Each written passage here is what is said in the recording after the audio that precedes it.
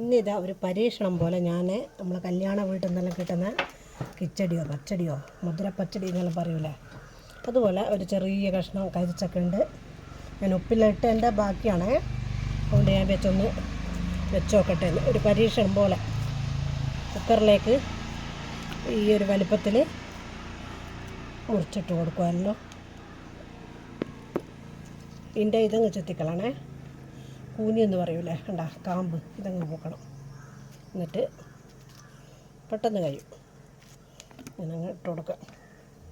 എന്താവും എങ്ങനെയൊന്നും അറിയില്ല, എന്നാലും എല്ലാം ഒന്ന് പരീക്ഷിച്ച് നോക്കാം. എന്നിട്ട് നമുക്ക് എങ്ങനെ ഉണ്ടെന്ന് നോക്കാമല്ലോ. കൈതച്ചക്ക, മുന്തിരി, ചേമ്പ്, ചേന ഇങ്ങനത്തൊന്നും എൻ്റെ വായിലേക്ക് അങ്ങ് പറ്റൂല.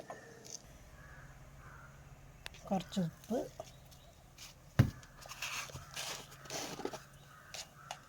കുറച്ച് മുളക് പൊടി,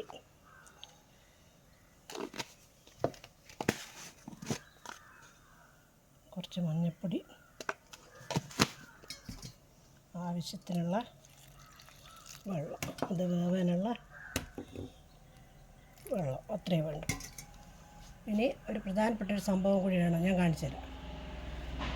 ഇതിൻ്റെ കൂടെ ഒരു ചെറിയൊരു കഷ്ണം വെല്ലം കൂടെ ചേർക്കുന്നുണ്ട്. അത്രയും വേണം, അത്രയല്ലേ കഷ്ണമുള്ളൂ, അതുകൊണ്ട് ചെറിയത് വെല്ലം ചേർത്തിട്ടുള്ളൂ.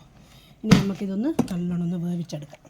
കൈതച്ചക്കാണ്ട ഇത്രയേ ഉള്ളൂ, നല്ലോണം വെള്ളമെല്ലാം വറ്റി വന്നിട്ടുണ്ട്.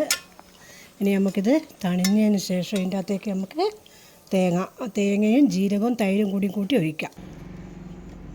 മോരും ജീരകവും തൈരാണ് കൂടി അരച്ചത് ഇതിൻ്റെ അകത്തേക്ക് ഒഴിക്കാം.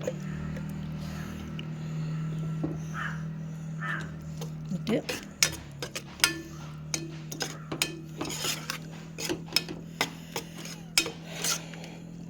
എന്താണ് ഇതിൻ്റെ ടേസ്റ്റ് എന്ന് വറവ് കഴിക്കണം.